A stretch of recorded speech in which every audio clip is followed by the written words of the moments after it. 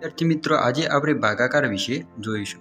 મોટી સંખ્યાઓના ભાગાકાર કઈ રીતે કરવા એ આજે આપણે જોઈશું. તો ચલો સ્ટાર્ટ કરીએ. રકમની પાછળ વધારે શૂન્ય હોય તો કઈ રીતે ભાગાકાર કરવા. ચલો પહેલું એક્ઝામ્પલ છે 2,48,000 ભાગ્યા 20. 2,48,000 ભાગ્યા 20. તો સૌ પ્રથમ આપણે શું કરીશું?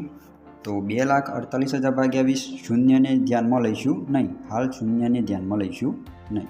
તો 2 એકા 2, 2માંથી 2 જાય તો 0.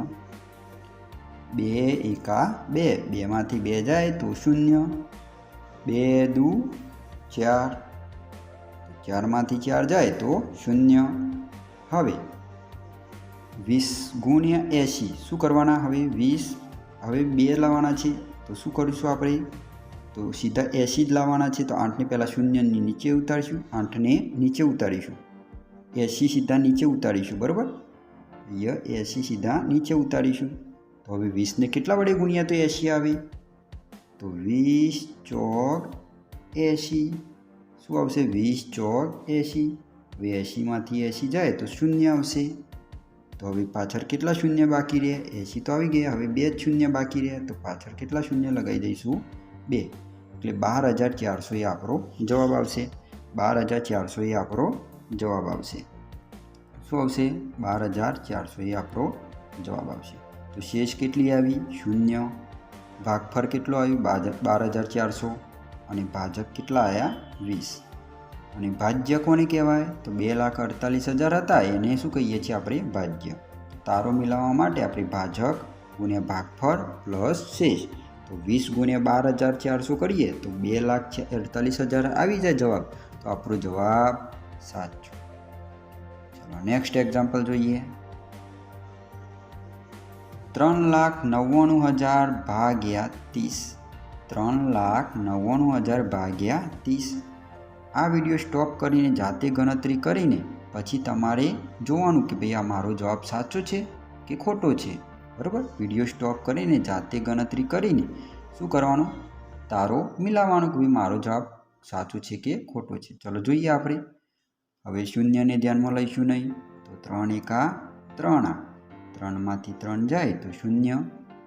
હવે 3 તરી 9, 9માંથી 9 જાય તો 0. હવે છેલ્લા 2 અંકો આવ્યા તો 90 આવ્યા. તો 3ને શું આવશે? 90 જ લાવવાના છે આપણે. શું લાવવાના છે? 90 લાવવાના છે. તો 30ને કેટલા વડે ગુણીએ તો 90 આવે? તો 3 વડે. તો 3 30 તરી 90. તો શું આવશે? 90માંથી 90 જાય તો શું આવશે? 0. 90માંથી 90 જાય તો 0.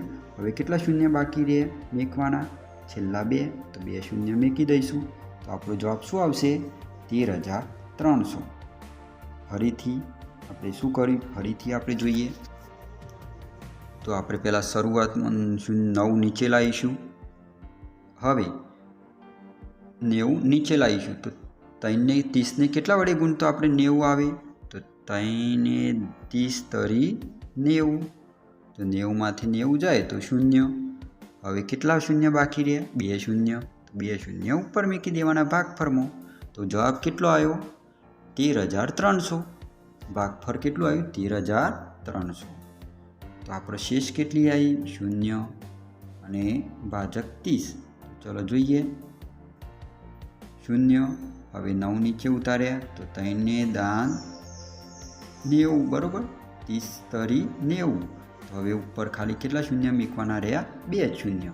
તો 13,300 એ આપણો જવાબ આવ્યો. શેષ 0 આવી, ભાગફળ 13,300 આવ્યું, ભાજક 30 આવ્યું.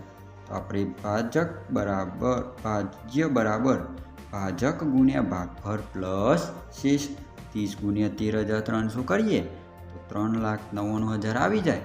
તો આપણો જવાબ સાચો. ચલો નેક્સ્ટ એક્ઝામ્પલ જોઈએ. 1,55,000 ભાગ્યા 50. 1,55,000 ભાગ્યા 50. સૌ પ્રથમ આપણે શું કરીશું? શૂન્યને ધ્યાનમાં લઈશું નહીં શરૂઆતમાં. 3 પંચ્યા. આમાં શું કરીશું? તો 1 તો ભાગ ચાલે નહીં ભાઈ. 1 તો અંક નાનો છે, 5 કરતાં 1 અંક નાનો છે. તો આપણે શું કરીશું? 2 અંક લઈશું. તો 5ના ઘડિયામાં 15 ક્યારે આવે? તો તો 3 પંચ્યું 15. 15માંથી 15 જાય તો શું થાય? 0. હવે કેટલા રહ્યા? 50. 2 અંક લેવાના, તો 50 નીચે ઉતાર્યા. બરાબર? તો શું આવશે? 50 એકા 50. 50 એકા 50. હવે 2 શૂન્ય રહ્યા, તો 2 શૂન્ય પાછળ લગાવી દેવાના. તો જવાબ શું આવ્યો? 3100. તો એ આપણો જવાબ સાચો. 3100 જવાબ એ આપણો સાચો. ચલો જોઈએ. તો શું આવ્યા? 3 પંચ્યું 15. 15માંથી 15 જાય તો 0. 50 એકા 50. તો શું થાય? 2 શૂન્ય બાકી રહ્યા, તો 2 શૂન્ય પાછળ મૂકી દેવાના. શેષ કેટલી આવી? 0. ભાગફળ કેટલું આવ્યું? 3100. ભાજક કેટલા આવ્યા? 50. તો ભાજ્ય બરાબર ભાજક ગુણ્યા ભાગફળ પ્લસ શેષ. ભાજક કેટલા છે? 50 ગુણ્યા ભાગફળ કેટલા છે? 3100. તો શું આવશે? 1,15,000. આપણો તારો ગુણાકાર કરતો 1,55,000 આવી જાય તો આપણો જવાબ સાચો. હવે આ એક્ઝામ્પલ જાતે ગણતરી કરીને કોમેન્ટ બોક્સમાં આન્સર જણાવવાનો છે.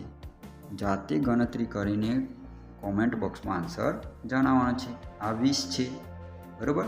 6,22,000 ભાગ્યા 20.